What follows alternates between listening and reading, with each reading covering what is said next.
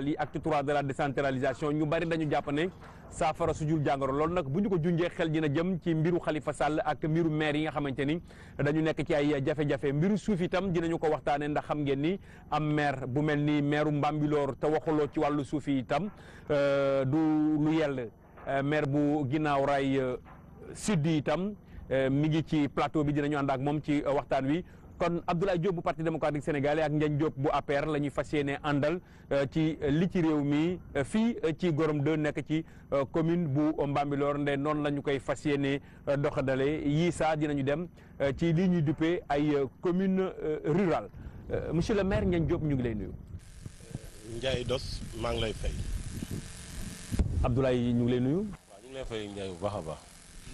voilà monsieur le maire Abdoulaye Diop laaj bu njëkk bi yow la ñu koy jagleel Macky Sall fii léegi ay fan yu néew dina def juróomi at bi mu nekkee président de la République tey bu ñu la waxoon nga def benn xayma ci bilan à mi-parcours naka lay demee. waaw jërëjëf Ndiaye maa ngi lay nuyu di la gërëm bu baax di nuyu suñu naataango suñu xarit Ndiagne Diop di nuyu aussi wax dëgg yàlla képp koo xam ne population nga bu Mbambilor. di nuyu aussi ñi nga xam ne ñoom laa àndal ci fii tey wax nga laaj nga question bu am solo le bilan du président de la République léegi mu def 5 ans mu nekk li nga xam ne ñun ñi nga xam ne ñu ngi ci réew mi aussi bokk ci PDS et wax dëgg yàlla am nañ ay jeex-jaaxa yu bëree bëri parce que soo xoolee Macky Sall bi mu jëlee réew mi.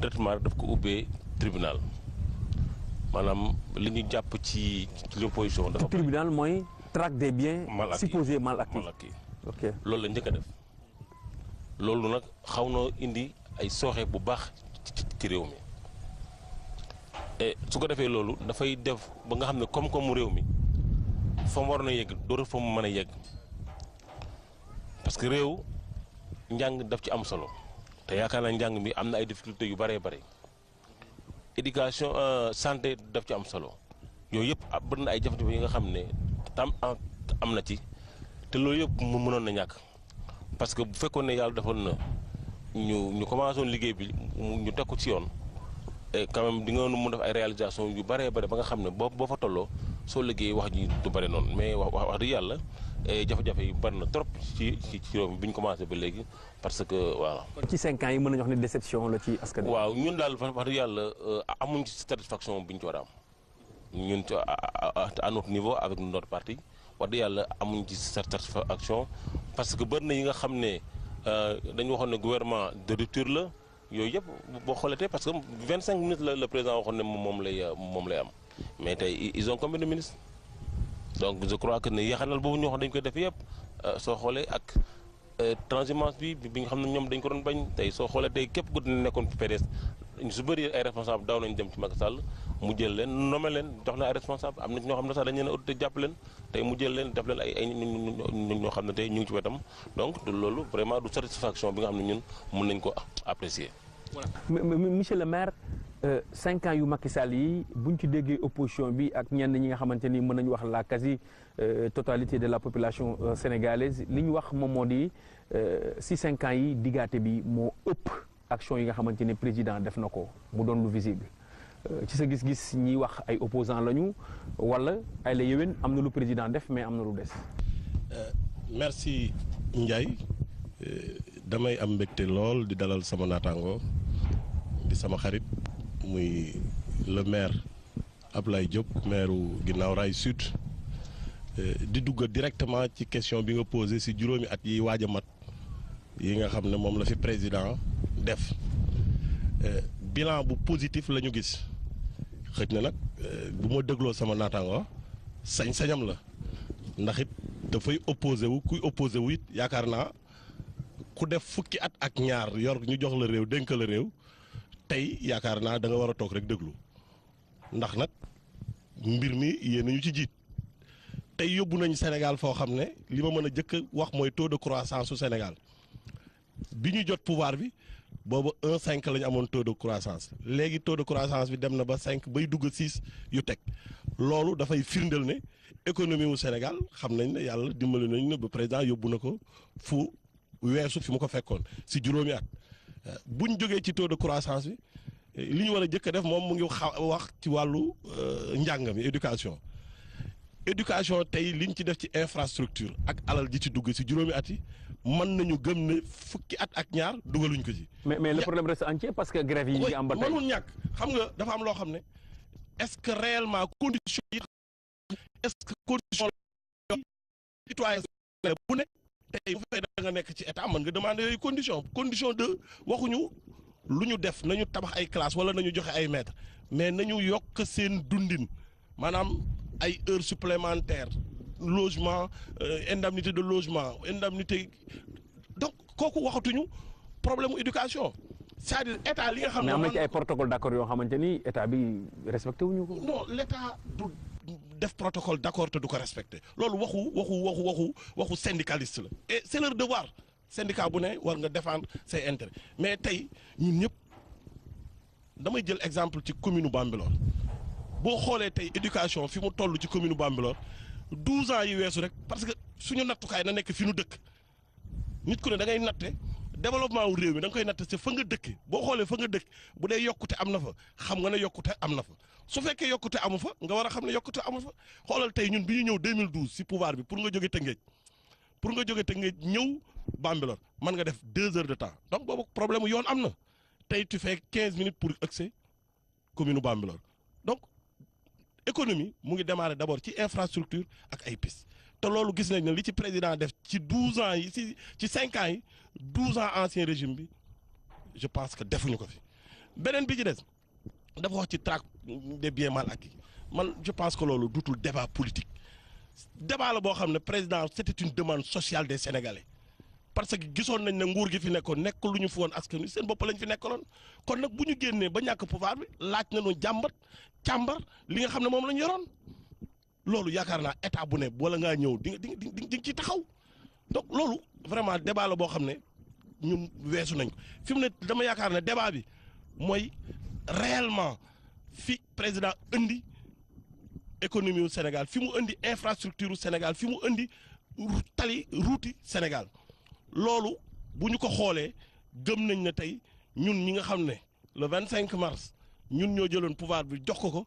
vraiment ñun am nañu mbégte ci li nga xam ne moom det na ko fi def mën nañ lim nag bu dee wàllu courant gis nañ délestage yi doon amatul bu Sénégal demee bay jaay courant bay wàññi courant mais xam nga du délestage loolu c'est des problèmes techniques non dama ne délestage jàng yi ma toog yoo xam ne daf nañ fa 3 heures temps di xaar courant loolu du délestage c'est une panne technique xam nga délestage non délestage mooy da ngay jox ñii bii heure beneen heure nga jox ñii beneen heure nga jox ñii mais xam nga Sénégal bu demee bay jaay courant bu ñu demee bay jaay courant te tey boo xoolee li président Macky Sall électrifié ak ASER ci 5 ans yi mën nañ ne 12 ans parce que man dama koy xam xool natt ci fi ma ne ñun bu ñu xoolee 88 la ñu am courant 1988 mooy dëkk yi mag yëpp yi ci mujjee am courant ñu ngi ko am 88 bi ñu ñëwee ba 2000 mën nañ ne ñetti dëkk ñoo ci yokku mais xoolal tey extension dëkk yi xoolal tey dëkk yi tolluwaat ci commune Bambilor tey boo xoolee commune Bambilor sur les 23 villages mën nga ne ñaari dëkk ñoo fi amul courant kon mën nañ ne tey li ñu yokk ci courant kon gisuñu délestage li ñu gis mooy réseau bu yàgg réseau bu jiitu indépendance donc tey ñu waaw non mais ñu ngi ciy defar xam nga ñun juróomi at rek ci la ñu ne te bu nu yàlla dimbalee ba nu def sunu fukki at ak ñaar yaakaar naa incha allah dina fekk Sénégal nag non duñu yuuxu parce que léegi à chaque fois gars yi bu ñuy wax dañuy def allusion ci fukki at ak ñaar yi nga xamante ni président Abdoulaye Wade def na ko fii ci sa gis-gis dafa fukki at ak ñaar yi dafa marqué gars yi ci liggéey bi Wade def wala boog itam daf leen marqué parce que lañ doon seenu moom la ñu gisul. non xam nga Ndiaye ku Sénégal yëpp xam nañ ko bitim réew ku ne xam na ne Abdoulaye Wade 5 ans yi mu def ci réew mi lu ko waaye mën a waxal lu liggéeyul si Sénégal da nga wax loolu nag loolu ñëpp ko xam amul secteur boo laal ci réew mi boo xam ne Abdoulaye Wade defu ci lu am solo moom sax xam na ko ma fàttali ne Ndiaye mi ci 12 ans yi la bokk oui ci la bokk maa ngi moom ñoo ci bokkoon nekk ci la bokk. non moom xam na la bokkuma ci 12 ans ci la bokk. waaye ci 12 ans yi nga bokk. ci la bokk mën naa la wax li tax bokkuma ci danaa si ñëwaat. waaw danaa la wax li tax bokkuma ci 12 ans yi. ci la bokk waaw ci la bokk. donc ci wàllu éducation yaakaar naa ne Abdoulaye li mu def ci école yow Ndiaye Pikine nga dëkk xam nga ne Pikine lycée Limamoulaye rek moo nekkoon Pikine cadre yi nekk Pikine yëpp foofu lañ jàngee da ngay xëy di doxee gannaaw raay baa nga doxee jàmm gën baa ngay doxee mbaaw dina Limamoulaye di jàng mais ñaata lycée moo am Pikine ci jamono Abdoulaye Wade ñaata lycée Thiaroye lycée Mbao lycée Nangam bi Macky Sall ñëwee ci réew mi ba léegi mais lycée amul benn école boo xam ne tabax nañ ko Pikine ci wàllu santé lépp li nga xam ne am na ci wàllu santé amul dëkk boo xam ne dem nga ci réew mi Abdoulaye Wade def fa dara donc ci enseignement recrutement jàngalekat yokk leen ba ci armée bi dem ba jël ay jigéen gendarmerie léegi ñaari V ngay déparé ñaari V xam nga ñaari V lan la deuxième V bi c'est l'argent boo koy déparé dafa yokk sa salaire donc ci bopp bu dee wàllu infrastructure tali moom bu ñu koy wax Sénégal moom Abdoulaye Wade moo tax Ndiaye man su ma déggee Ndiaye di wax waxu tali mais tali Mbambilor bi jógee Pikine te tàngal kooku Macky Sall defaru ko de waaw Mbambilor la ngi toog tali boobu ñoom ñi fi lañ ko fekk. déedéet 2014 déedéet. tali yow di ngeen dem lu léegi te defaruñ fi talu bees. ah kañ. non. si déedéet. mais je suis pas d'accord ñun xanaa yeneen tali waaye du tali bi jógee Tëngéej jëm Mbambilor kooku ñun ñoo ko démarré. tali bi ñu ko defar xam kañ lañ ko démarré. jógee ñàgg bi dama lay ñàgg ñoom Mbambilor. dama ne la boobu non man xam nga si laay xam nga man mënumaa dëkk fii nga gën maa xam. mais fii laa dëkk comme yow de. non mais dama ne la Ageroute bi muy réceptionné sax tali bi maa nga sa commission bañ kan moo démarré nañ xooli PV de. non jarul xal PV ñoom kan moo ko lancé. non dama ne la travaux yi. da ngeen koy yeggale Ndiagne. non du àtte ñun ñoo neel yéen a yeggal yéen a peinture. déedéet ñun ñoo xam nga man dama ne la. man dama la ne. laay man li may wax yaakaar naa. askan wi ñuy dégg. ak wi ñuy seetaan xam nañ li may wax. tey bu ñu ne axe bi. commencé non dama ne la axe bi commencé. Tëngéej. déglul bu baax li ma la li commencé Tëngéej. ba Lompul. ba xam nga ki wax Lompul weesu na Noto weesu na Jandeer. man bi jógee Tëngéej jëm Mbambilor. non mooy benn tali bi moom laa la bëgg a wax mooy benn tali bi ñu ngi ko démarré 2014 kuy président. kuy man dama ne la tali boobu nag moo continuer ba Noto jóge Noto dem Mboro. non dama ne la d'accord li ma la wax 2014 la commencé tey boo demee ba Noto nga jóge Noto dem ba Mboro jóge Mboro dem ba Lompul. loolu Ageroute ay tali moom kenn beneen bi ci des kenn mun ci tàgg beneen bi ci des. loolu moom xam beneen bi ci des. infrastructure man maa woon parole encore. bismillah infrastructure yi nga xam ne ñoo nekk ci réew mi ci Ndakaaru gii muy autoroute à péage muy partout fi mu commencé ba fi mu yem ba li ñu ko yeggale nii lépp conception Wade la.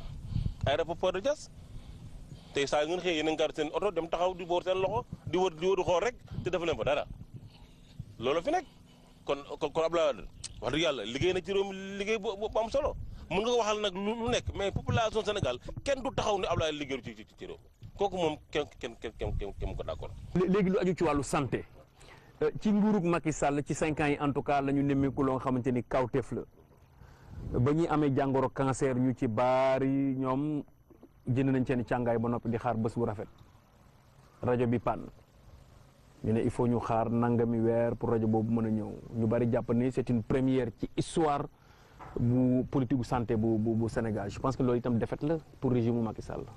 non loolu yaakaar naa du défaite newal rajo bu amul mais da nga ne rajo bu panne ndéem nit mooy jékki-jékki dox sedd. lu ci nit man rajo bi da ngay laajte ban at la kañ lañ ko waroon ban année lañ ko waroon a changé ñun dañu ñëw fekkee fi rajo bi kon xalaat naa ne loolu warul mën a nekk défaite bu ñuy wax ci président te tey fi mu ne nii yow wóor na ne li ci war lépp dajale nañ presque li ëpp ci li ko war a jënd pour indiwaat defaraat rajo bi mais rajo boobu ñi ko waroon a defar mooy régime bi fi jógee kon panne bi daf ñu non mais panne non daf ñu dab te loolu ku mu dab mënoo ci dara. 5 ans waaw d'accord. yàlla moo def mu panne ci 5 ans yi mais bu doon lu dul jënd fekk ñun ñoo ñëw jënd ko même pas 5 ans mu panne bu boobaa mën nañ koo wax mais rajo boo xam ne kenn xamul ban at la fi ne kon yaakaar naa loolu du defet ci président bu ñuy wax wàllu santé mais askanu Sénégal xam nañ ne tey waxuñu tey boo demee ba yàlla jox la laago ñu di la jël en charge di la faj te doo fay. barke démb rek ban faj la ban programme la. ah yow programme CMU. ban CMU. benn. xanaa bu ñu xam ñun ñëpp. waaw fan la commencé. ñun de commencé na Mbambilor. bii nii sama président commission ngi nii laaj ko. pharmacie baa ngi ne la ku feebar bokk seemi boo ñëwee doo fay. kan moo état bu dugalagul dërëm ngañ. mais si. am nga ci am naa ci. non man am naa ci. jël naa sax apportum. état joxeegul. président commission baa ngi nii président commission santé ngi nii. mais yow loolu seemi Sénégal gépp. état bu dugalagul ngañ. dama ne beneen bi ci def xoolal bourse familiale yi tey néew ji doole yi kenn ku ci ne ñu di la dimbali. mais loolu ndimbal la. waaw. divisé ko par non bul xam nga nit ki nga ñëw nit ki soxla 1000 francs nga ñëw may ko 1000 francs sax mais dama ne kooku si juróomi at lan ne ñaata milliards lañ ci injecté. bu élection jotee ñu woon nañu naan leen am nga bourse familiale non du mais bourse yi commencé wul élection. non dañoo xool président dafa xool degré de pauvreté. non mais moo leen fi jëlee non xam nga tey bu fekkoon ne seen bilan positif na kon di ngeen defaat beneen 3e mandat parce que jaraloon na leen lu ne donc daf la wóor ne Sénégalais c'est les Sénégalais ñoo sang non xam nga yàlla ko joxe njañ. non mais du bilan bilan mën na non d'accord nañu dem na bilan mën na joxe nguur yàlla mooy joxe nguur mais bilan bu positif dina tax askan wi amaat yaakaar ci yow. waaw def nañ bilan. mais du bilan bu positif. Abdoulaye a fait 2 mandats. on est d'accord. def na 2000. d'accord dama may j'ai la parole. man maa am kàddu gi monsieur le maire. Abdoulaye Wade def na ñaari mandat mais bëggoon na ñetteelu mandat. mais dañoo gis ne ñaari mandat yi yaakaar gi ñu amoon ci moom. gisuñu ko si dinañ def lu dama ne dinañ def ñaar incha allah. parce que suñu bilan bu fekkee suñu bilan la. ñun dañu ñaan yàlla suñu bilan moo ñuy fal. ndax gis nañ ne tey askan wi tey. fu nu leen ñu uyu ñu fa ndax am nañ satisfaction ci domaine yëpp nag muy wàllu sport wàllu éducation wàllu santé wàllu infrastructure wàllu tali xoolal tournée économique bu président. xoolal li mu inauguré li mu posé première pierre mais loolu te loo ci gis. xam nga Sénégal gépp fu ne foo ci dem rek am na infrastructure yu mu fa def. xoolal tey wàllu courant dafa mel ni benn campagne électorale la. qui ne dit pas son nom. président du koy tëdd palais rek nag boo dem boo xam nga nit ki wër Sénégal ñaari at yàlla jox la réew mi mais ñaari at yi la nga def ci réew mi mais di nga dem xooli ji nemmeeku waat askan wi la taxoon ñu di la jox réew mi boo ko defee mais di nga dem xooli ko ku ko jàppe campagne nag mais kooku moom moo ko jàppe mais moom jàppee ko campagne liggéey la ni muy xëyee toog ci bureau di recevoir nit noonu la ko yoon sant muy génn bureau dugg ci àll bi xool mais loolu mooy président mais nekkoo président boo xam ne da ngay toog sa bureau rek toog sa bureau teg sa bureau mais da ngay dem ci àll bi fekk xool difficulté yi nit ñi nekkoon ta nga ne da ngay leen ciy génne fa nga ca tolloog ñoom nga xam mais loolu moo waral visite bi mais ku ko gisee campagne nag gisee ko campagne. voilà d'accord léegi lu aju ci wàllu agriculture dañu koy wax parce que am na ci programme boo xamante ni président Macky Sall amoon na ko ñu bari rafet nañu ko ndax gis nañu ne am na diversité boo nga xamante ni am na ci itam ndaw ñoo xamante ni dugg nañ ci par rapport ak yenn ci dak yi nga xamante ni ñu ngi koy def ak ministère de la jeunesse mu mel ni régime Macky Sall ñoom dañu révolutionner mbay mi ba autosuffisance en riz ñu ngi koy wax ci 2017 bi. non man de ñun de ba léegi ñun de ñu ngi jënd ceeb rek ceeb bi moom autosuffisance moom bu amee man dana ma jaaxal trop parce que ceeb bi dafa yokk léegi ñu jaay doos oui.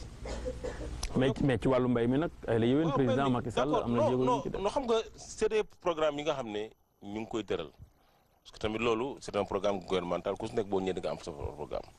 mais xam nga li accompagner loolu sur le plan financier loolu mooy le grand problème soo bëggee doxal dara da nga ciy def koppar le Sénégal a de l'argent mais ni ñu koy répartir moom moo baaxul gis nga càmm gi ak mbay mi ak napp bi bu ñu ko doxaloon dëgg mën na régler lu problème yu bëri gis nga boo jëloon tey oto jëm Saloum wala nga jëm Sine wala nga jëm côté Touba wala feneen maa nga jëm Fouta da ngay gis ne Sénégal am na àll bu mag a mag sooy jaar jëm ci frontières yi mais ne exploitation bi ci war a am dëgg sur le plan économique kooku nekkul amul benn président nag bu ko réussir te loolu nag mooy le grand problème slogan la ñu war a bàyyi njaay. vraiment slogan la. non oui mais slogan baaxul.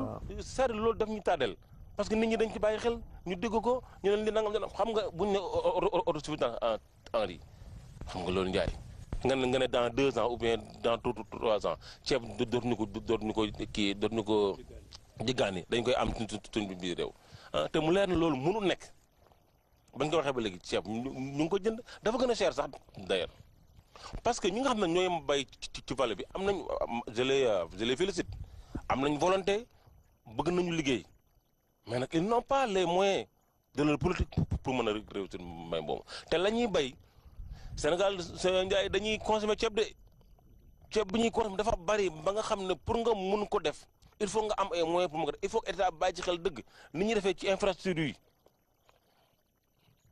di jël train di ci def yenn xaalis yi jël yenn programme def yenn milliards yi il faut que ñu jël def ko ci mbay mi def ko ci càmm gi def ko ci napp bi buñ ko defee ñu mën a réussir.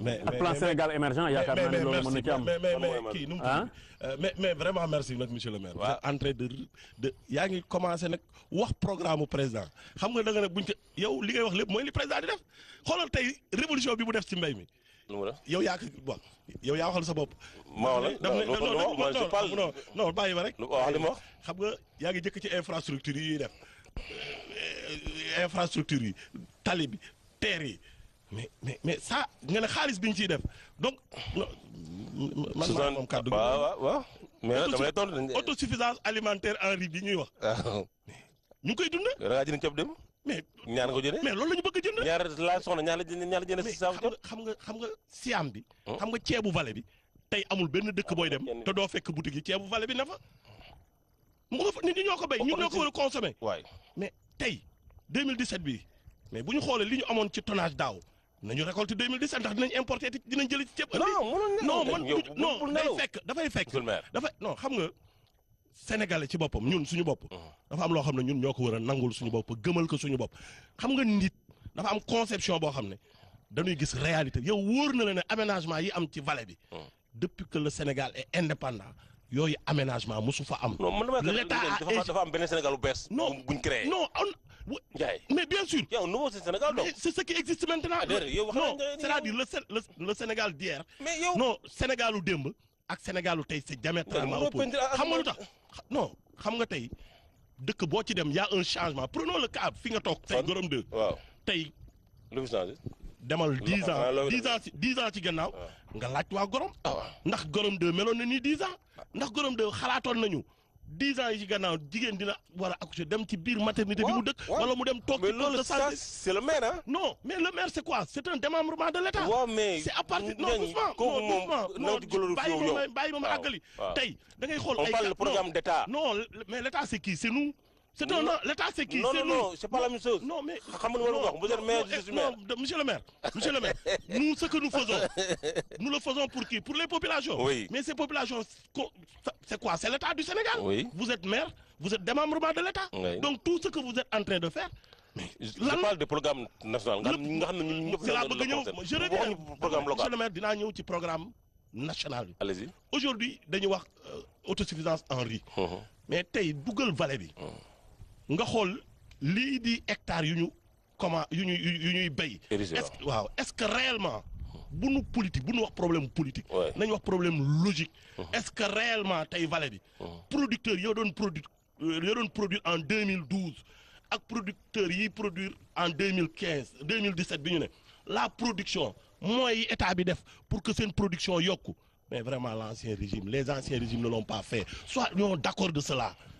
gis nga un pays su fekkee dafay avancer da ngay nangu na pays bi mu nga avancer le Sénégal n'est pas en train de reculer loolu tout le monde le sait dans tous les domaines le Sénégal est actuellement. d'accord léegi ci 30 secondes avant ñu dugg deuxième partie. l'émergence de ce pays c'est vrai on peut y accéder mais il faut qu'on y croit que chacun de nous kenn ku ci ne daf koy gëm ko mooy lan prenons le cas de l'éducation ñun bi ñuy jàng dañ daan dox 4 kilomètres 2 kilomètres dem jàngi mais léegi da ngay génn sa kër vous parlez des infrastructures scolaires.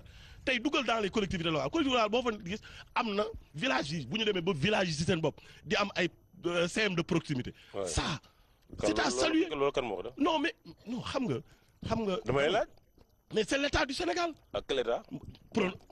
Lorsque l'ancien régime on n'a jamais eu de lycée. Aujourd'hui nous avons le lycée de Bambilor. nous avons le lycée. non xam nga fii. xam nga kenn gënuñu. bul wax loolu nag yow tam si laay. bul ne lancer. je prends un exemple dama lay wax je prends un exemple. Sénégal li fi ne ci lycée. non dama lay jox nekk ci collège yow loolu. laay je prends témoin les populations de la commune de Bambilor. oui fukki at ak ñaar. je dis bien 12 ans. waaw 12 ans yéen de règne. fu ngeen nekkoon Diagne. Non, dans les 12 ans là non, ngeen la nekk bëgg seen responsable nekkoon ci. ban responsable ban. Amar Gueye. Omar Gueye xeex ko dagg bu ci fin ba ca fin ba bu bëggee. ca fin ba la. ban fait ca fin ba depuis 2003 waaye mais dama ne la ci la bokkoon. le combat Ci ngeen bokkoon mené le combat que vous avez mené contre Omar Gueye c'était depuis 2003. Tous les moyens sont bons pour l'éliminer. lu ko jiitu mais c'était 2 ans là. waaw C'était 2 ans. waaw boobu ngeen di doog a dugg pouvoir. waaw. mais dama la bëgg a wax ne la depuis le régime de Wade li may wax nii. ku ko mënti dégg na ma. mais Sénégal yëngu ci mbaa mi non mais yaa xam nga man dama jël xam nga looy jël dafay am barème.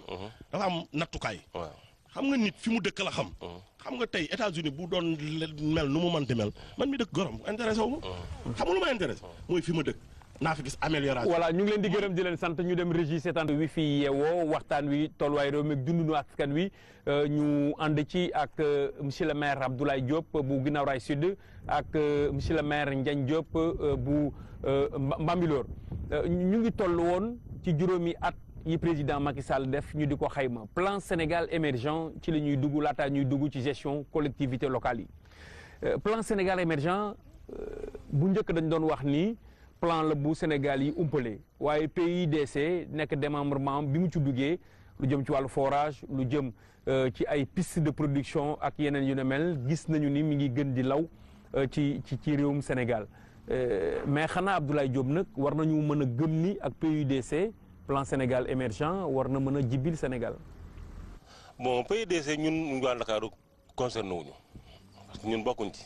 pôle urbain jam ñaajo pôle urbain yi war a am fii ak yooyu yëpp. non plan bi la loolu PUDC c'est un programme bi nga xam ne dafay am dans les. plan Sénégal dans son ensemble là. waaw Sénégal émergent waaw en tout cas parce que xam nga man comme ni ñu dañ wax rek ci li nga ci côté bi nga nekk di fa yëngatu di fa liggéey foofu nga mën a wax en tout cas nous à Pikine dans ce volet là ñun amuñ ci leen li nga xam ne am nañ ko ci plan boobu je parle de tout Pikine je vous dis ça même dans la région de Dakar presque parce que loolu dafa ko concerné xëy na ci mais le Promoville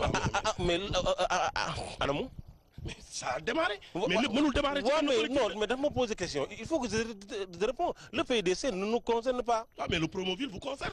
ça nous concerne mais Promoville ça démarre quand. mais tey dugal Dakar. waaw mais pour l'instant mënaguma ci wax parce que lu xam ne démarré gul lancé gul appel d'offre yi xamuñ kan leen solutionné parce que ñu ngi koy wax rek xëy na sax mu am comme ni mu commencé ci Sénégal parce que pour Promoville je vous rappelle que c'est pas seulement le Promoville c'est pour l'ensemble des communes des villes xëy na sax mu am fu mu commencé xam ne ko commencé ci ñun kon nag ñun gisuñu ko dégguñu ko xëy na ñu ngi koy dégg rek ñu koy wax parce que man yaakaar naa ne bokk naa ci instance yu bëri yoo xam ne ci réew mi dama fa toog ñuy wax mais ñun à Pikine mais ñun gisuñu ko te on a des difficultés dans nos communes là. loolu dinañ ci dellu si difficulté yooyu voilà mais bu ñu ñëwee ci plan Sénégal émergent ñu bari dañu jàpp ni plan bi ni ko président waxee ak coow li ci jiboon yëpp dem ba France wax fa bon ñu bari jàpp ni pasare alal ji la mais bi ñu ñëwee apparemment ba tey nit ñi dañu rester à leur fin. non xam nga contradiction dafay am sax si sa intervention. nga baal intervention wala question. non bon. man mënuma intervenir damay poser question. parce que boo baaxalee.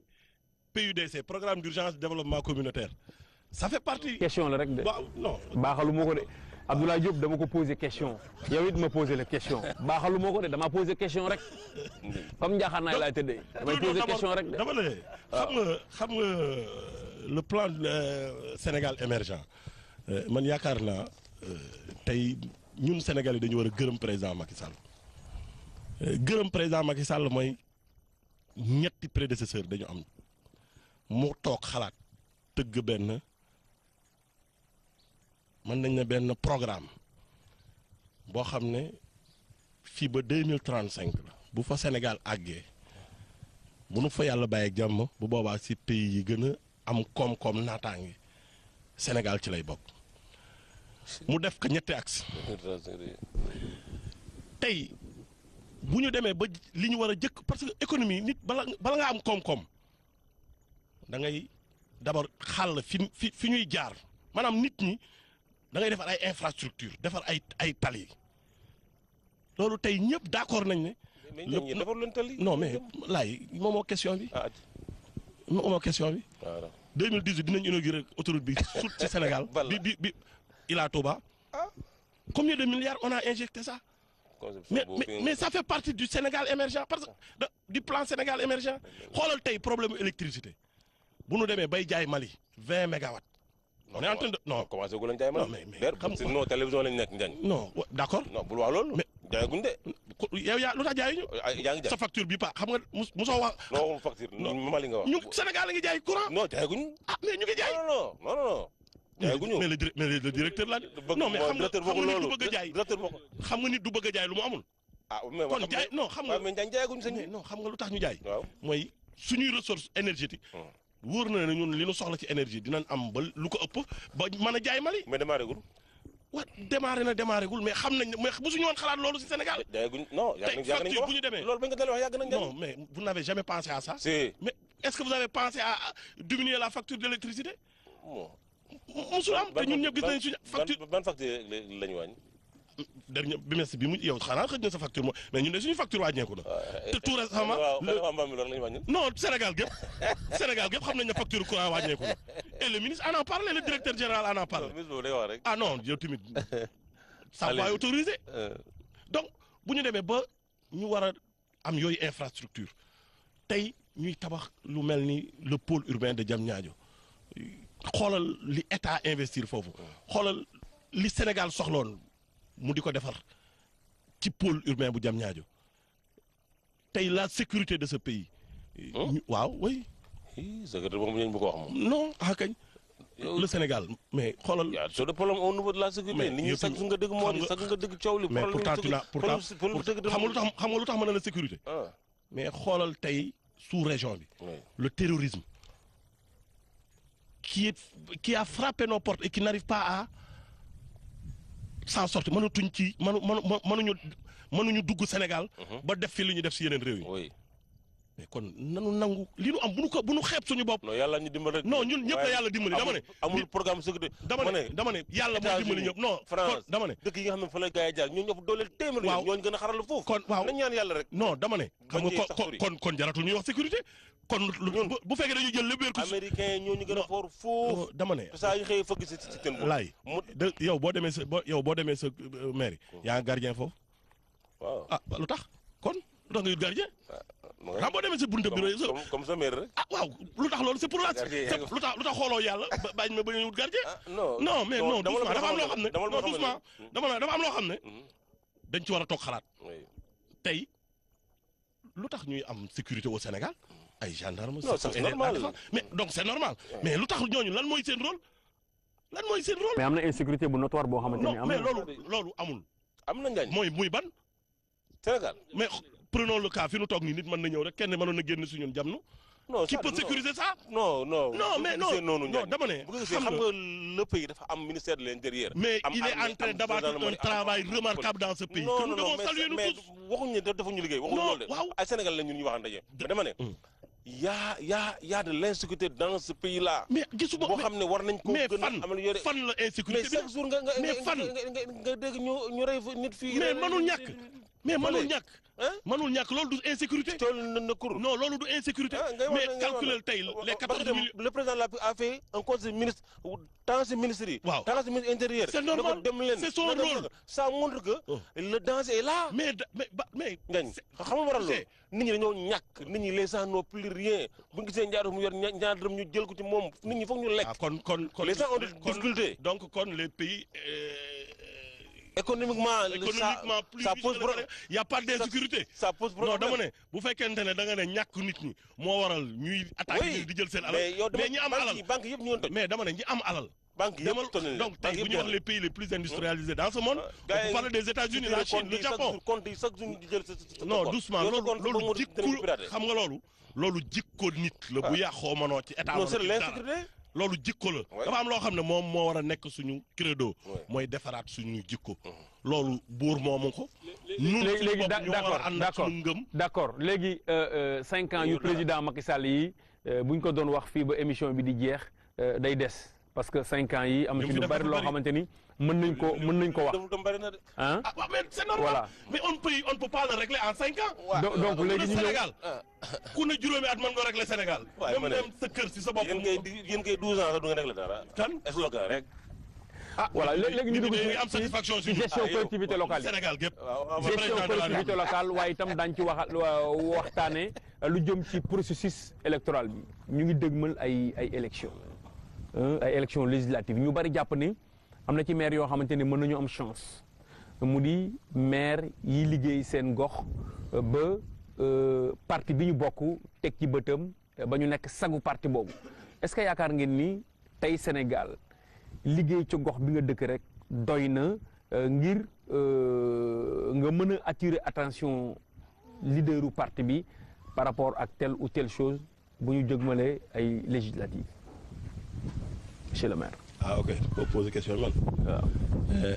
merci Ndiaye man yaakaar naa maire bu liggéey ci commune am ba am satisfaction commune am du référence pour que yow du loolu ci la ñu war a xalaate pour nga nekk candidat wu sa parti man gisuma loolu un parti bu ne dafa am organisation maire bi benn gox la ci département bi wala ci arrondissement bi kon commune ba mu yor des na yeneeni commune man yaakaar naa ñun kenn ku ci ne tey li nu gis na moo war a tax ñun ñu war a am une majorité à l'Assemblée nationale du liggéeyu maire bi mais li président wan askan wi li président wan askanu Sénégal ndax moom la ñu doyloo ba jël réew mi jox ko mandat wu juróom-ñaari at li mu wan Sénégal nag. juróom la moom moo ci yokk ak yeneen ñaar.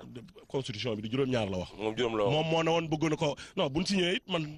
moom juróom la wax non constitution bi juróom-ñaari at. te constitution bi moo ëpp doole kàddu. waaw mais moom non non waaw wàññi woon na ko de. waaw mais constitution bi loolu la wax. juróom-ñaari at. loolu la ko constitution bi may moom nag am na woon na yéene ji. mais mu jaar ci ay. non jaarul ci benn non bu ñu dugg ci débat boobu le débat là est derrière nous. y a un débat qui nous attend ci kanam. donc yaakaar naa man tey bilan wu président Macky Sall moo ñu jox majorité à l'Assemblée nationale te bilan boobu ñun am nañ ci satisfaction. même su fekkee ne opposition bi sax nañu processus électoral bi ni mu demee nii dafa doy waar parce que réforme bi ñu ngi koy wax am na ci ñoo xamante ni ci inscription yi ba tey bindooguñu yéen da ngeen di bind seen i nit yéen waa APR mu mel ni 2 poids 2 mesures dafa am ci wàllu wi ministre de l'intérieur Abdoulaye Daouda Diallo mënta organiser ay élections parce que dafa far. loolu aussi tamit. bon processus électoral bi man yaakaar naa ñoom ñoo gën a saluer ndax moom mii toog tey maire la tey bu demee commune am na commission boo xam ne mu nga fa mi muy inscrit du waa Thiaroye ginnaaw Thiaroye Sud ginnaaw ray ku xam militant bi tey bu ñu waxalee yàlla rek moo tax ñuy wax opposition bi wax taxawuñu ci bureau yi taxawuñu ci commission yi en tout cas man li ma noté li ma gis.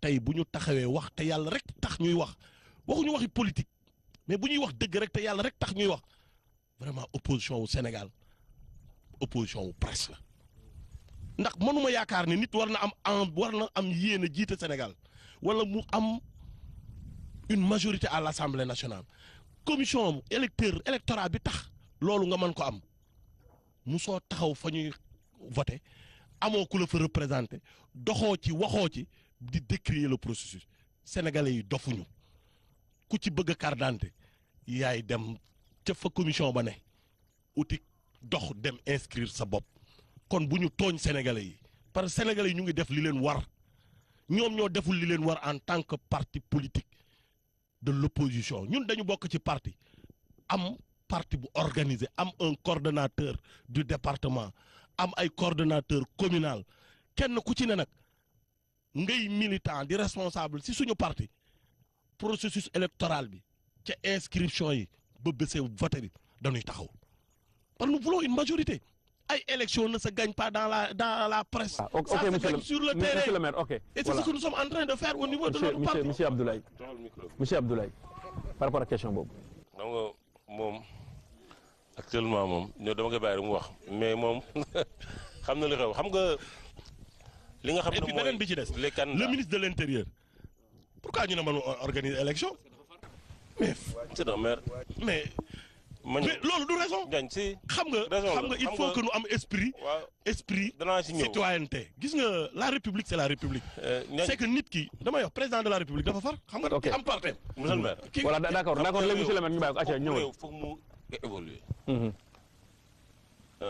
boo xoolee ci élection yi nga xam ne Abdou Diouf ak Maître Wade bi ñu koy def général ñaam moo ko organisé woon ci régime Abdoulaye Wade dafa wutoon un ministre chargé des élections pourquoi parce que l'opposition ñoo ko demandé parce que nee nañ wóoluwuñu un ministre bi nga xam ne dafa nekk ci parti bi am ci ay ndomba tànk am ci ay cër retourné bëgg a organiser élection yi loolu sénégalais yi bu ñu ko waxee en tout cas la majorité des partis wax ko saafara mën na am waxuñu ñu jëlee fa Abdoulaye Daouda Diallo dañ ne nañ wut nit bi nga xam ne mooy chargé wu mooy. kon ni Abdoulaye defoon jamono si Ousmane Ngom nekkee mu teg Cheikh Gueye. léegi nag pourquoi ñoom nangu ko def. mais c'est la direction des élections. non dama mais nous avons le directeur de. ma ne amoon na fi xam nga amoon na fi non Ndiagne c'est-à-dire que on doit avoir quand même un ministre bi nga xam ne moom mooy chargé de la question des en tout cas même bu nekk le ministre nañu créer des conditions yi nga xam ne ça ne sera pas Abdoulaye Daouda Diallo mi nga xam ne ay résultats yu baaxul lay joxe parce que ñun ñëpp dégg nga ci kii passé mu joxe ay résultats yoo xamante ne si dañ ko rëcc ndax di ko weddi. fan. élection référendum yu. waaye non bu leen ñu wax dafa génn joxe ay résultats yoo xam ne yu nekkul. mais le ministre de l'intérieur du génn. Abdoulaye Daouda Diallo c'est un responsable politique. Abdoulaye Daouda Diallo c'est un maire comme nous. dama ne laay. man je pense ci sa biir intervention. xam nga doyul ñun. xam nga yow benn parti politique. xam nga moom ci intervention am nee na Sénégalais yi ñooy voté parce que mën naa am sax benn koo xam ne sax da ko contre ci parti am sax mu dem truc ay élection wala mu def nangam wala mun a gars yi kooku PV yooyu. ñu ngi leen di gërëm di leen sant monsieur le maire Ndiagne Diop acte 3 de la décentralisation inconvénient la wala atout la pour nga gérer sa cité. waaw man de dama ko waxoon démb dama koy waxaat tey nee naa nag cadeau bi gën a neex ci 2014 président def ko mooy acte 3 de la décentralisation mooy d'abord pourquoi la communalisation intégrale ça c'est une révolution boo xam ne tey xamatuñu ki ne ci àll bi ak ki ne ci taax yi. mais est-ce que permettre na la nga matérialiser ko li ngay wax nii fi laa bëgg a ñëw xam nga du slogan bi muy wax xam nga l'acte 3 de la décentralisation la communalisation intégrale du loolu mais la ca biir la muy jariñ askan la tey damay jël collectivité locale bu mel ni Bambilor commune Bambilor ay ressources am tey bi ñuy nekk communauté rurale à Sangalkam amuñu woon yooyu ressources amuñu woon boobu personnel mënuñu woon am sañ-sañu recruter boobu personnel tey bu ñu demee ba am ay CDI di recruter ay sage-femme di recruter ay ICP recruter personnel boo xam ne musuñu am retardu salaire mais bi ñu nekk communauté rurale mënuñu ko tey ñuy mën a am coopération internationale boo xam ne bu ñuy nekk communauté rurale mënuñu ko woon am mais kon yaakaar naa tey ñi acte 3 bi gën a jariñ mooy ñun ñu nekkoon communauté rurale dinaay dégg nag samay collègues maire ñuy wax problème nangam ak nangam loolu mën naa bàyyi ñoom peut-être problème mais ñun ay avantages lañ ci gis ça nous permet de recruter un personnel ça nous permet d'avoir yeneen ressources financières yoo xam ne ay taxes yu ñu mënul woon a prélever ci yu bari domaines yu bari mais tey la communalisation nous permet vraiment ñu mën a ut fu ne ay recettes yoo xam ne yoon ba nuy nekk ci communauté rurale yoon may ñu ko woon kon tey bu ñu ko yoon mayee ba recettes yooyu man ñu permettre tey ñu mën di recruter di construire ay infrastructures yaakaar naa daal ñi acte 3 gën a jëriñ xoolal tey fi ñu ne nii partenaire maak ay partenaires ñoo ko def tey demal ci marché yi on est en train de construire des marchés des terrains de basket aménager des terrains de football construire des postes de santé des logements de sages-femmes construire des foyers des jeunes donc ces infrastructures que nous faisons sur fonds propres mais c'est l'acte 3 qui nous permet d'avoir ces ressources tey ku toog sa dëkk amoo foyer doo ko wax état électricité sax dem nañ ba dëkk bu ko si am da nga naan commune bi utuluma courant. mais extension réseau électrique.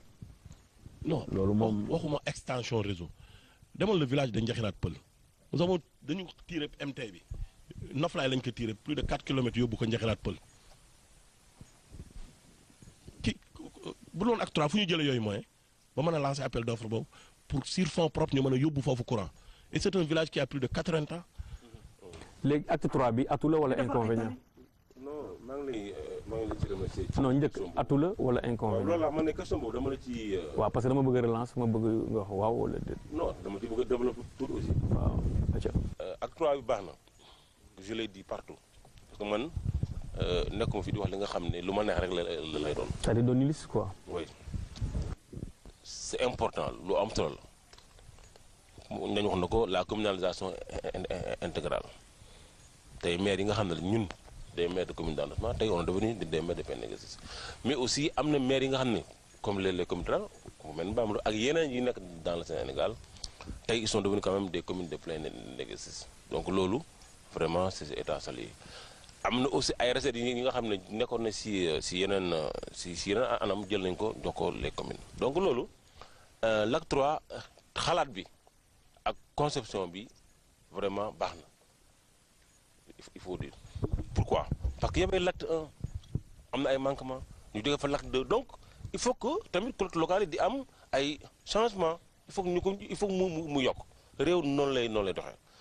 li ci pose problème mooy le financement mooy problème bi le financement des collectivités locales xam nga Ndiagne Bambilor est une exception par rapport à certaines communes xam nga ressources yi am yeneen commune mën na ko bañ a am loolu ci koom-koom bi la ak dëkk ba na mu tëddee mais su doxee tuuti rek benn commune rurale boo xam ne comme moom la woon commune rurale la woon tey mënul recruter sax benn nit ñun ñi nga xam ne dañu nekk à l'association des maires di recevoir maire xam nañ li ñuy wax bu baax léegi nag maire yooyu jël nañ leen def nañ maintenant des communes de plein exercice wax na ko il faut que nga mën a am droit di recruter nit mais soo ko recruter loo koy fayee léegi nag il faut que ñu trouver maintenant d'autres ressources yi nga xam ne état bi moo ko yore wala mun ko loo xam ne en tout cas mën nañu ko organiser pour que le financement là mën a dem ci commune yi parce que commune bu amul xaalis doole ñun par exemple à Pikine ak Dakar dañ nekkoon ci phénomène ville maanaam ci ville la ñu bokkoon ñu nekk ay commune d'arrondissement bi acte 3 bi ñëw dañoo jël personnel bu bari yëkkati jox la redéploiement jox la ay infrastructures yu bari lu la jox publicité taxe un peu d'urbanisme nga xam ne sa gars yi léegi da nga ko def sax ñu koy contesté parce que ak l'acte 3 am na ñu koy contesté ak stationnement man j'ai payé 1 million par mois avant acte 3 maintenant je suis à 10 millions 800 moom laa fay mois passé 10 millions 800 commune bu gën a raay bi commencé Poste Thiaroye yem ci raay bi yem SIPS donc regarde-moi ça donc c'est baax na problème espace aussi dafay am bay day faral di jur coow surtout ginnaaw raay bi nga wax muy nord muy sud seen digg ak mécaniciens yi. waaw parce que dañuy occupé anarchiquement un mécanicien bu yeewu rek ñoo teg camion commencé réparer su fa amee 6 mois boo war ko jógal mu ne ma foo ma yóbbu. parce que da ngeen di am ay infrastructures yu ngeen di bëgg a tabax moo tax ngeen fay jëlee mécanicien. soo amee infrastructure comme lu mel ni nga bëgg ko def comme ni ñu def mais terrain bi nga moom rek moom nga xam mu mën defee donc je disais que l'acte 3 c'est pas mal mais fi financement bi d'ailleurs sax ñu ngi ciy liggéey. ñu ngi ciy liggéey moom ñu ngi ciy liggéey parce que maintenant la patente ñu ngi ko bëgg a réformer yu bëri ñu ngi ko bëgg a def pour que quand même communes yi am ay financement qui leur permet quand même de travailler. voilà commune bu Bambilor moom bu ñu ko waxee xel yëpp day dem ci suuf. non suuf si wax ci amul bu jëlale de wa non wax ci. non c'est-à-dire problème non monsieur le maire problème mu espace non nañu ñëw ci loolu ba pare problème espace dafay am mais Bambilor yéen yàlla dimbal na leen ba mu leen problème boobu. mais coowal suuf bi daf fi bari gars yu bari ne nañ daal am na ci ay dealers yoo nga xamante ni dañu fi nekk gànj gi lay nañu ne maire bi moo dàq yóbbu ay nit pour ñu tëj leen problème bi lan la. waaw xam nga man je pense que maire bi du yóbbu kenn ñu tëj ko loolu taxul ñu dénk ñu commune loolu taxul it ñu nekk maire nit ki dem kaso mu jaare ci maire bi xëj na da nga falsifier document administratif daf fi bari.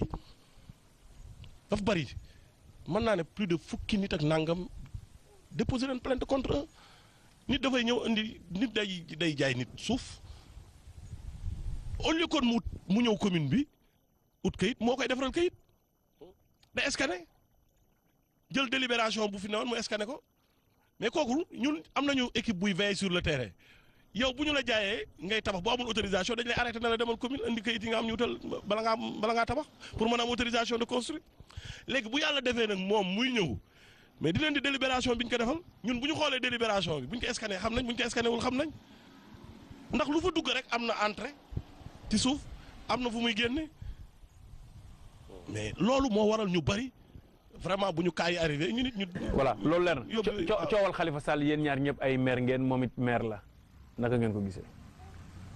ak la question. ne yéen ñaar ñëpp kay ay maire ngeen ku ci wax baax na Njañ ma ñu ngeen ñëw. bisimilah laay. en tout cas man loolu coowal Khalifa Sall wax naa ci ay waxtaan yu am solo en tout cas man ci li nga xam ne moom la ñu wax ne moom lañ ko jàppee man d'accord ma si parce que xam nga d'accord ma si xam nga un maire c'est pas n'importe qui te loolu li valable ci Khalifa Sall dafa valable ci tous les maires du Sénégal dañu war a bàyyi gàjj gi lay nañu jël maire bi yóbbu ci kaso bi nga wax nit te biir population police arrêté la yóbbu la am na maire yoo xam ne en réunion da ngay ñëw ñu exposé ay problèmes yi nga xam ne dañ koy da leen dal il faut quand même statut local boobu ñu taxawal ko doxal ko c'est-à-dire il faut que ñu maire yi am couverture waxuñu bu kenn rendre compte waxuñu bu ñu jàpp kenn waxuñu bu kenn leelal sa gestion mais aussi maire bu population fal te ko ci bopp dëkkam muy liggéey ñaari fan ñett yu ne nga dégg ne jàpp nañ maire yu yóbbu nañ ko loolu man dama ko def loolu bi nga xam ne mooy le cas de Khalifa Sall cette caisse là Ndiaye 1920 caisse boobu moo fi jiitu le Sénégal indépendant yi yàgg na fi biñ maire yi fi jaar yëpp jaar nañ ci caisse boobu bien vrai sax waxuma nag lu régulier la waxuma ko ndax dugguma ci fond bi ba di ko wax dugguma aussi ci affaire justice mais en tout cas IGE recommandation yi ñu wax ne moom la wax daf na nañu supprimer ci caisse boobu même man tey bu doon tey may Macky Sall wala ma nekk tey gouvernement nekk ministre nekk ci wetam di ko xelal loolu laa koy wax caisse gi xëy na ñoom format bi d'accorduñ parce que les gens se résument ont passé là-bas xëy na Macky mën nañu ak gouvernement am ne d'accorduñ ci format bi dañ arrêté format bi wax na léegi nii lay doxee ñu doxalee ko noonu jarul jël maire de la ville de la capitale Sénégal nga xam ne vraiment ñu di ko yóbbu ci kaso comme ça c'est pas bien. voilà merci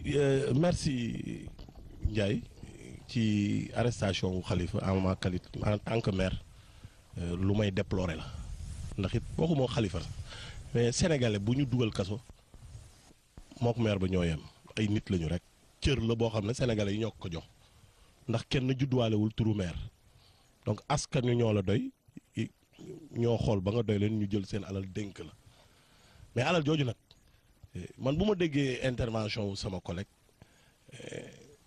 1920 noonu lañ ko doon doxale kon tey bu ñu doon naan sàngara 1920 bu ku ñëw rek da ngaa war a def loolu.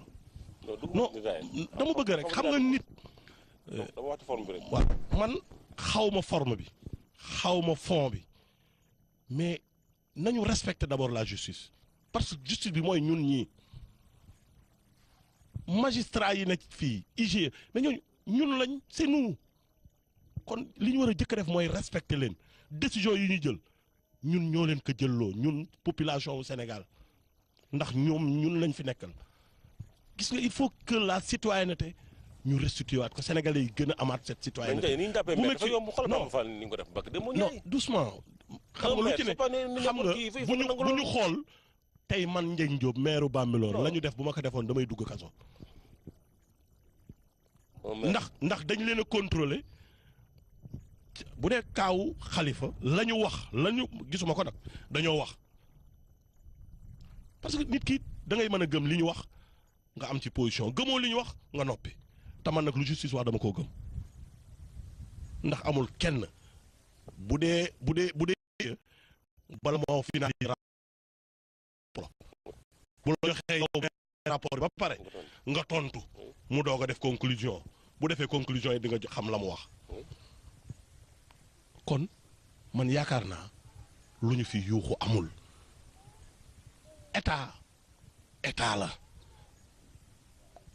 nous devons être solidaires vis-à-vis de notre collègue maire mais bu mu tax nag nu décrier la gestion de l'état ba ñu taxaw di yuuxu ci kaw justice bi loolu waruñu. kan moo yuuxu. non doucement rek ñu ngi koy dégg fu si ne mais li ñu pardon kon seen émission li ci réew mi fii ci Gorom 2 ñu àndoon ceeg maire Abdoulaye Diop ak maire Ndiagne Diop monsieur le maire sa dernier mot lan la. bon gërëm d'abord sama frère di sama xarit muy monsieur le maire Abdoulaye Diop vraiment di nit ku baax ñu yàgg nag waaw vraiment yàgg nañu ndax tey lii mënoon nañ ko defee Thiaroye kon bu déplacé woo ñëw def se ko fii si sama commune du ma def lu dul vraiment gërëm ko sant ko vraiment di rafetlu it askan wi nga xam ne bàyyi nañ seen yitte pour ñëw dégluñu ci li ñuy waxtaan pour lu mën a jëmale réew mi kanam gërëm leen ñoom it vraiment sant leen di gërëm it vraiment groupe des médias ñi may opportunité wu ñu mën a def lii en tout cas gërëm leen bu baax di ñaan askan wi ñun ay nit lañu ay élu lañu rek suñu xalaat ci la ñuy waxe ci li nga xam ne vraiment dénk ngeen ñu ko lii ndénkaane la du moomeel di ñaan yàlla it vraiment heure bu ngeen ñu soxlaa pour ñu wax ci fu ñu ci mënti toll vraiment dinañ ko def je vous remercie. waaw Ndiaye ñu ngi gërëm ñëpp vraiment di gërëm aussi comme ni ko dañu waxee wax dëgg yàlla ñu ngi koy gërëm bu baax gërëm aussi vraiment ñi nga xam ne ñoo fi teew wax dëgg yàlla aussi comme ni nga ko waxee Ndiaye suñu xarit la bi nga ma waxee sax day ne la waaw loolu moom dana xaw a doy waar trop ñu war a def débat man ak Ndiagne mais démocratie moo demee noonu Sénégal c'est un grand pays lii war na ko on a d'excellentes relations mais bu ñu waree toog waxtaan jàkkaarloo wax ci li nga xam ne ku nekk ci anam bi nga gisee réew mi ak parti bi nga nekk waxtaan nañ ko mais wax dëgg yàlla kontaan nañ bu baax di gërëm aussi vraiment ñi nga xam ne moom la seqal lépp vraiment di remercier ñëpp vraiment merci. lii la fi woon ci seen émission li ci réew mi sur la chaîne leader Sen TV jàmm ak jàmm ba beneen yoon ni ngeen ko gisee nii itam noonu lay demee ci fan yu néew ci kàttanu sunu borom dina am yeneen i jotaay yoo xamante ni dañu koy amal mu di maire bi fas yéene jàkkaarloo ak askanam jàkkaarloo ak askan woowee nag naka lay demee incha allahu rabbi ci yeneen i jamono daañ ci dikk ak yéen ngir ngeen xam naka lay doxadalee waaye li wér te wóor moom moo di ni seen émission li ci réew mi fii ci Gorom 2 fii lañ ci yem ak yéen ndax liñ cërloon ci wàllu waxtu jeex na. bàyyi leen ngeen wéy ak programme bu la chaîne leader.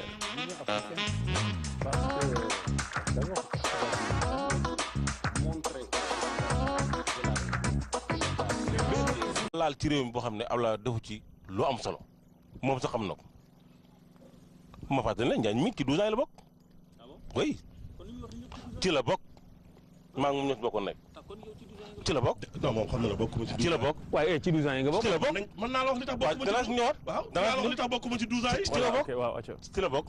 donc ci wàllu éducation yaakaar naa ne Abdoulaye li mu def ci école yow Ndiaye Pikine nga dëkk xam nga ne Pikine lycée Limamoulaye rek moo nekkoon Pikine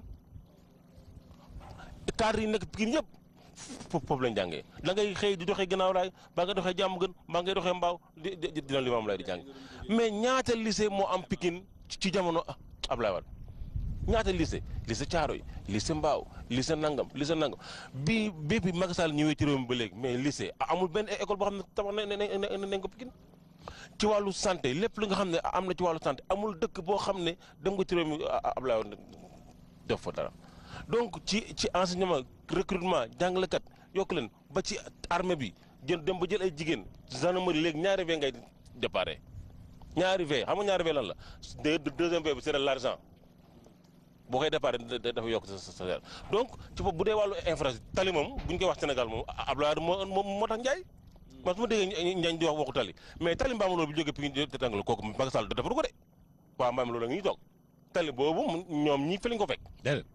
déedéet 2014. déedéet. tali bi yow di ngeen dem du léegi defaruñ fi talu bees. ah kañ. non. si déedéet. mais je suis pas d'accord xanaa yeneen tali waaye du tali bi jógee Tëngéej jëm Mbambilor kooku ñu ñoo ko démarré. tali bi ñu ko defar xam kañ lañ ko démarré. non dama la ñàgg ñoom Mbambilor. dama la boobu non man xam nga si laay xam nga man mënumaa dëkk fii nga gën maa xam yow tamit. mais fii laa dëkk comme yow de. non mais dama ne la Ageroute bi muy réceptionné sax tali bi maa nga sa commission bañ kan moo démarré nañ xooli PV de non jarul xal PV ñoom kan moo ko lancé non dama ne la travaux yi. da ngeen koy yeggale Ndiagne. non du àggale ñun ñoo neel yéen a yeggale yéen a peinture. déedéet non ñun ñoo xam nga man dama ne la. man dama la ne. laay man li may wax yaakaar naa askan wi ñuy dégg. ak wi ñuy seetaan xam nañ li may wax. tey bu ñu ne axe bi. commencé non dama ne la axe bi commencé. Tëngéej. déglul bu baax li ma la li commencé Tëngéej. ba Lompul. ba Lompul. ba xam nga ki wax Lompul weesu na Noto weesu na Jandeer. man bi jógee Tëngéej jëm maam la. non mooy benn tali bi moom laa la bëgg a wax moom laa la bëgg a wax. mooy benn tali bi ñu ngi ko démarré 2014. 2014 kuy président. kuy man dama ne la tali boobu nag moo continuer ba Noto. jóge Noto dem Mboro. non dama ne la d'accord li ma la wax 2014 la commencé tey boo demee ba Noto nga jóge Noto dem ba Mboro jóge Mboro dem ba Lompul. loolu Azurut ay tali moom kenn beneen bi ci des kenn mu ci tagg beneen bi ci des. loolu moom xam beneen bi ci des. infrastructure man maa woon par encore. bismillah infrastructure yi nga xam ne ñoo nekk ci réew mi ci Ndakaaru gii muy autoroute à péage muy partout fi mu commencé ba fi mu yem ba ni ñu koy yeggale nii. lépp conception wàcc la aéroport de Diass tey saa yu ngeen xëyee yéen a ngi seen oto dem taxaw di boor seen loxo di wër xool rek te dafa leen fa dara loolu fi nekk kon Abdoulaye Wade wax dëgg yàlla liggéey na ci réew mi liggéey bu am solo mën nga ko waxal nag lu nekk mais population Sénégal kenn du taxaw ne Abdoulaye liggéeyu ci réew kooku moom kenn ko d'accord. léegi lu aju ci wàllu santé ci nguurug Macky Sall ci 5 ans yi en tout cas la ñu nemmeeku loo nga xamante ni kawteef la. ba ñuy amee jàngoro cancer ñu ci baari ñoom jënd nañ seen càngaay ba noppi di xaar bés bu rafet rajo bi pann ñu ne il faut ñu xaar nangami weer pour rajo boobu mën a ñëw ñu bari jàpp ni c'est une première ci histoire bu politique bu santé bu Sénégal je pense que loolu itam défaite la pour régime Macky Sall. non loolu yaakaar naa du défaite ne woon rajo bu amul mais da nga ne rajo bu pann ndéem nit mooy jékki-jékki dox sedd. lu ci nit man rajo bi da ngay laajte ban at la kañ lañ ko waroon ban année lañ ko waroon a changé ñun dañu ñëw fekkee fi rajo bi kon xalaat naa ne loolu warul mën a nekk défaite bu ñuy wax ci président te tey fi mu ne nii yow wóor na ne li ci war lépp dajale nañ presque li ëpp ci li ko war a jënd pour indiwaat defaraat rajo bi mais rajo boobu ñi ko waroon a defar mooy régime bi fi jógee kon panne bi daf ñu non mais panne non daf ñu dab te loolu ku mu dab mënoo ci dara. 5 ans waaw d'accord. yàlla moo def mu panne ci 5 ans yi mais bu doon lu ñu jënd fekk ñun ñoo ñëw jënd ko même pas 5 ans mu panne bu boobaa mën nañ koo wax mais rajo kooku nekkul amul benn président nag bu ko réussir te loolu nag mooy le grand problème slogan la ñu war a bàyyi Ndiaye. vraiment slogan la. non oui mais slogan baaxul. c'est loolu daf ñu tàddeel parce que nit ñi dañ ci bàyyi xel ñu dégg ko ñu leen di nangam xam nga buñ ne autosuffisance en riz xam nga loolu Ndiaye nga ne dans 2 ans ou bien dans 3 ans ceeb dootuñu ko jéggaani dañ koy am suñ biir réew te mu leer na loolu mënul nekk bañ ko waxee ba léegi ceeb ñu ngi ko jënd dafa gën a cher sax d'ailleurs parce que ñi nga xam ne ñooy bay ci vallée bi am nañ je les félicite am nañ volonté bëgg nañu liggéey mais nag ils n'ont pas les moyens de leur politique pour mën a réussir mbay boobu te la ñuy bay Sénégal Ndiaye dañuy consommer ceeb de ceeb bi ñuy consommer dafa bari ba nga xam ne pour nga mun ko def il faut nga am ay moyens pour mu ko def il faut que état bàyyi ci xel dëgg ni ñuy defee ci infrastructure yi di jël train di ci def yenn xaalis yi jël yenn programme def yenn milliards yi il faut que ñu jël def ko ci mbay mi def ko ci càmm gi def ko ci napp bi buñ ko defee ñu mën a réussir. ak plan Sénégal émergent yaakaar naa ne loolu mën na ci am. mais kii nu mu mais vraiment merci nag monsieur le maire. vous êtes en train de yaa ngi commencé nag wax programme mu président xam nga da nga ne buñ ko yow li ngay wax lépp mooy li président di def xoolal tey révolution bi mu def ci mbay mi. yow yaa ko bon yow yaa waxal sa bopp. maa la non bàyyi ma rek. wax li ma wax xam nga yaa ngi jëkk ci infrastructure yi ñuy def infrastructure yi tali bi terre yi. mais ça nga ne xaalis bi ñu ciy def donc. man maa moom kàddu gi waaw mais dama lay tontu autosuffisance alimentaire en riz bi ñuy wax. ñu ngi koy dund. da ngaa jënd ceeb dem. mais ñaar nga ko jëndee. mais loolu la ñu bëgg a jënd. ñaar laa soxna ñaar la jëndee si saabu jot. xam nga siam bi. xam nga ceebu vallée bi. tey amul benn dëkk booy dem te doo fekk boutique yi ceebu vallée bi na fa. mu nga fa nit ñi ñoo ko béy ñun ñoo ko war a consommer. waay mais tey 2017 bi mais bu ñu xoolee li ñu amoon ci tonnage daaw nañu récolter 2017 ndax dinañ importer te dinañ jëli ci ceeb. non dafay fekk. non xam nga sénégalais ci boppam ñun suñu bopp. dafa am loo xam ne ñun ñoo ko war a nangul suñu bopp gëmal ko suñu bopp xam nga nit dafa am conception boo xam ne dañuy gis réalité yow wóor na la ne aménagement yi am ci vallée bi. depuis que le Sénégal est indépendant yooyu aménagement mosu fa am. l'État dafa am benn Sénégal bu bees. non buñ créé. non Ndiaye mais bien sûr. yow nouveau Sénégal donc. c'est ce qui existe maintenant. non c'est-à-dire le Sénégal d'hier. mais yow non Sénégalu démb ak Sénégalu tey c'est diamétralement opposé. xam nga lu tax non xam nga tey dëkk boo ci dem y a un changement prenons le cas fi nga toog. tey Gorom 2. waaw tey. lu fi changé. demal 10 ans ci gannaaw. nga laaj waa Gorom. ndax Gorom 2 meloon na ni 10 ans. ndax Gorom 2 xalaatoon nañu 10 ans yi ci gannaaw jigéen dina war a accoucher dem ci biir maternité bi mu dëkk. wala mu dem toog ci poste de santé. c'est le maire hein. non mais le maire c'est quoi c'est un démembrement de l'État. waaw mais c'est à partir non doucement bàyyi ma àggali. tey da ngay xool ay. on parle de programme d'État. non mais l'État c'est qui c'est nous. c'est un l'État c'est qui. non c'est pas la même chose. non mais xam nga lu ma wax vous êtes maire je suis maire. non monsieur le maire nous ce que nous faisons nous le faisons pour qui pour les populations. oui mais ces populations c'est quoi c'est l'État du Sénégal. oui vous êtes maire vous êtes démembrement de l'État. oui. donc tout ce que vous êtes en train de faire. je parle de programme national. nga xam ne ñun ñëpp. c'est la bëgg a ñëw je reviens programme local. monsieur le maire dinaa ñëw ci programme national bi. allez-y. aujourd'hui dañu wax autosuffisance en riz. mais tey dugal vallée bi. nga xool lii di hectares yu ñuy béy. est-ce que réellement bu nu politique bu nu wax problème politique. nañu wax problème logique. est-ce que réellement tey vallée bi. producteurs yoo doon produire en 2012 ak producteurs yi produire en 2017 bi ñu ne la production mooy état bi def pour que seen production yokku mais vraiment les anciens régimes ne l'ont pas fait soit ñoo d'accord de cela.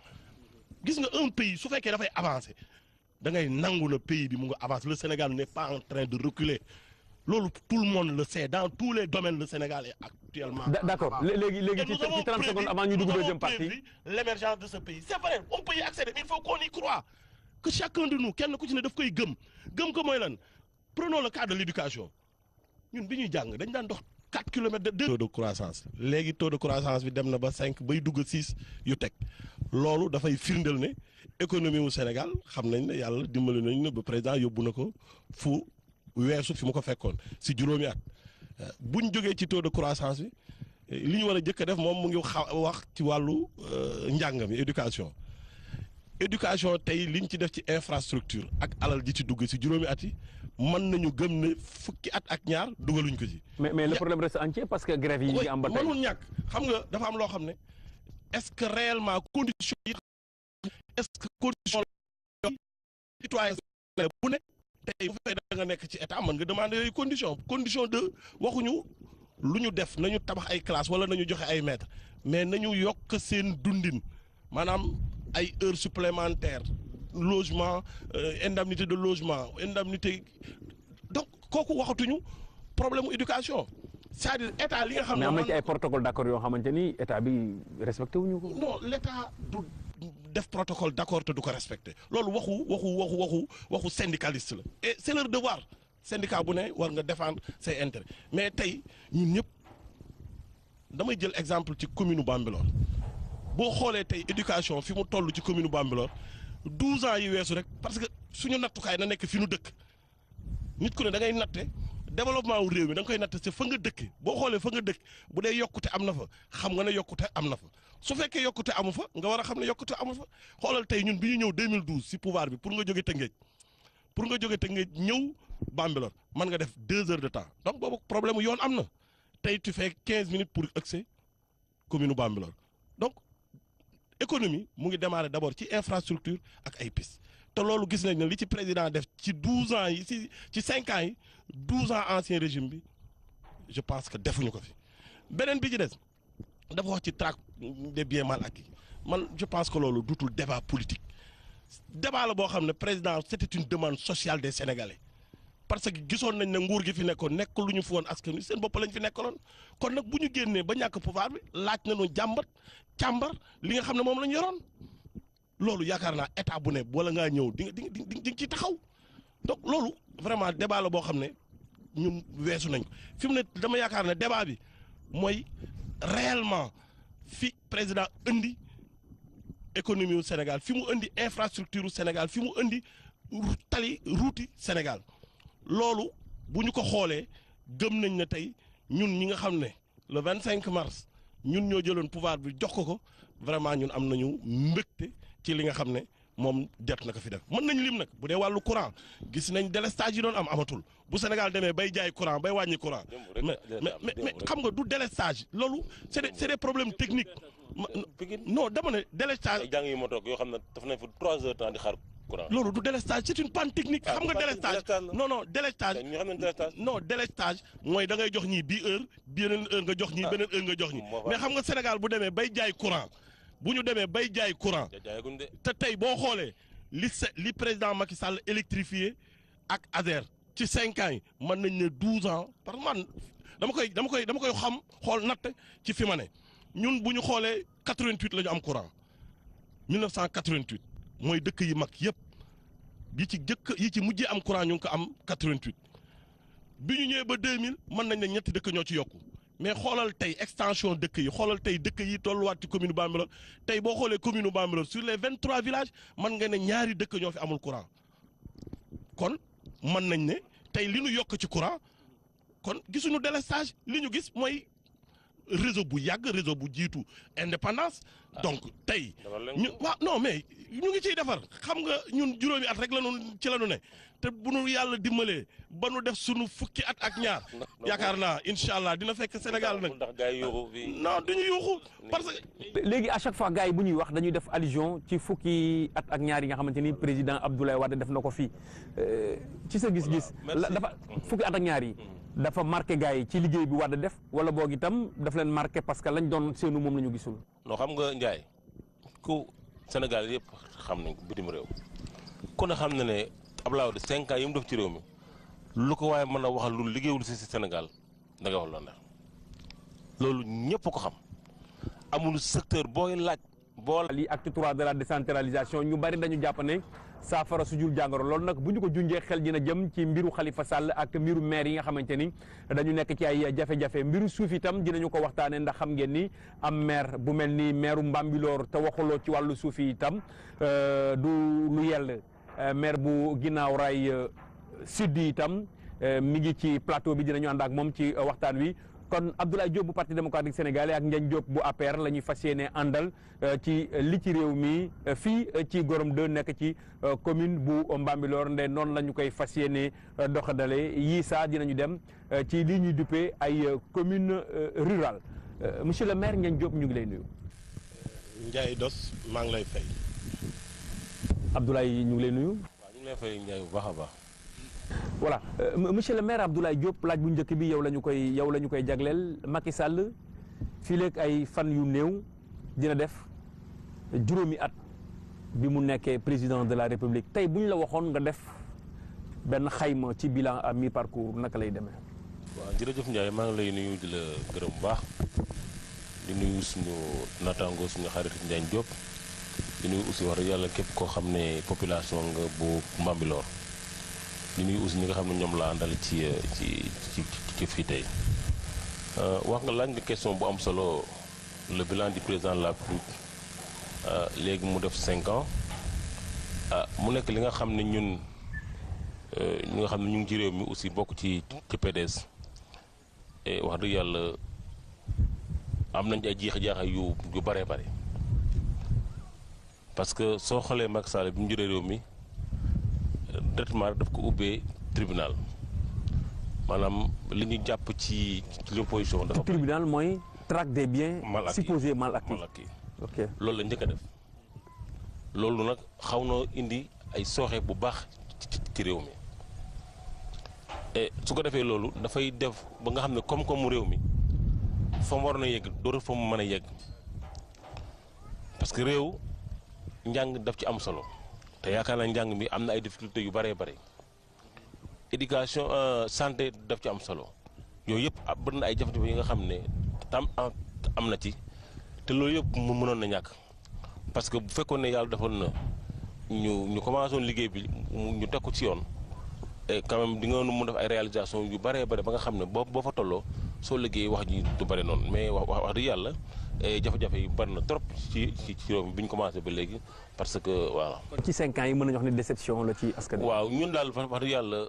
amuñ ci satisfaction bi ñu ci war a am ñun à notre niveau avec notre parti wax dëgg yàlla amuñ ci satisfaction parce que bëri na yi nga xam ne dañu waxoon ne gouvernement de rupture la yooyu yëpp boo xoolatee parce que 25 minutes la le président waxoon ne moom lay am mais tey ils ont combien de ministres donc je crois que ne yaxanal boobu ñu wax dañ koy def yëpp soo xoolee ak transhumance bi nga xam ne ñoom dañ ko doon bañ tey soo xoolee tey képp ku nekkoon PDS ñu su bëri ay responsable daaw nañu dem ci Macky Sall mu jël leen nommé leen jox leen ay responsable am na ñoo xam ne sax dañu leen audité jàpp leen tey mu jël leen def leen ay ñoo xam ne tey ñu ngi ci wetam donc loolu vraiment du satisfaction bi nga xam ne ñun mën nañ ko apprécier.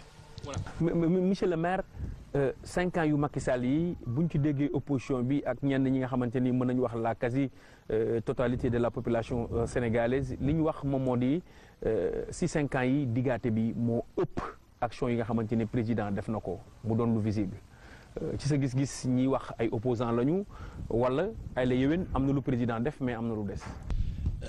merci Ndiaye damay am mbégte lool di dalal sama naataango di sama xarit muy le maire Ablaye Diop maire Guinaw Rail Sud di dugg directement ci question bi nga posé si juróomi at yi waaj a mat yi nga xam ne moom la fi président def bilan bu positif la ñu gis xëj na nag bu ma dégloo sama naataango sañ-sañam la ndax it dafay opposé wu kuy opposé wu it yaakaar naa ku def fukki at ak ñaar yor ñu jox la réew dénk la réew tey yaakaar naa da nga war a toog rek déglu ndax nag mbir mi yéen ñu ci jiit tey yóbbu nañu Sénégal foo xam ne li ma mën a jëkk wax mooy taux de croissance su Sénégal bi ñu jot pouvoir bi booba 1,5 la ñu amoon too xam ne kenn xamul ban at la fi ne kon yaakaar naa loolu du defet ci président bu ñuy wax wàllu santé mais askanu Sénégal xam nañ ne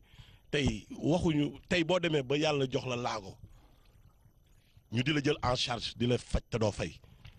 barke démb rek ban faj la ban programme la. ah yow programme CMU. ban CMU. benn. xanaa bu ñu xam ñun ñëpp. waaw fan la commencé. ñun de ñu commencé na même la. bii nii sama président commission ngi nii laaj ko. waaw mais commencé pharmacie baa ngi ne la ku feebar bokk CMU boo ñëwee doo fay. kan moo état bi dugalagul dërëm ngañ. mais si. am nga ci am naa ci. non man am naa ci. jël naa sax apportu. état joxeegul. président commission baa ngi nii président commission santé ngi nii. commission santé. mais yow loolu CMU Sénégal gépp. état bi dugalagul ngañ. dama ne beneen bi ci commencé gul. xoolal bourse familiale yi tey néew ji doole yi kenn ku ci ne ñu di la dimbali. waaw mais loolu ndimbal la. ndimbal la. waaw. divisé ko par non bul xam nga nit ki nga ñëw nit ki soxla 1000 francs nga ñëw may ko 1000 francs sax mais defal mais dama ne kooku si juróomi at lan ne ñaata milliards lañ ci injecté. bu élection jotee ñu woon nañu naan leen am nga bourse familiale non du mais bourse yi commencé wul élection. non dañoo xool président dafa xool degré de pauvreté non mais moo leen fi jëlee non xam nga tey bu fekkoon ne seen bilan positif na kon di ngeen defaat beneen 3e mandat parce que jaraloon na leen lu ne donc daf la wóor ne Sénégalais c'est les Sénégalais ñoo sang non xam nga yàlla ko joxe njañ. non mais du bilan bilan mën na non d'accord nañu dem na bilan mën na joxe nguur yàlla mooy joxe nguur mais bilan bu positif dina tax askan wi amaat yaakaar ci yow. waaw def nañ bilan. mais du bilan bu positif. Abdoulaye a fait 2 mandats. on est d'accord. def na 2000. d'accord dama may j'ai la parole. waaw allez man laa maa am kàddu gi monsieur le maire. Abdoulaye Wade def na ñaari mandat mais bëggoon nañu ñetteelu mandat. mais dañoo gis ne ñaari mandat yi yaakaar ji ñu amoon ci moom. gisuñu ko si. dinañ def lu dama ne dinañ def ñaar incha allah. parce que suñu bilan bu fekkee suñu bilan la. ñun dañu ñaan yàlla suñu bilan moo ñuy fal.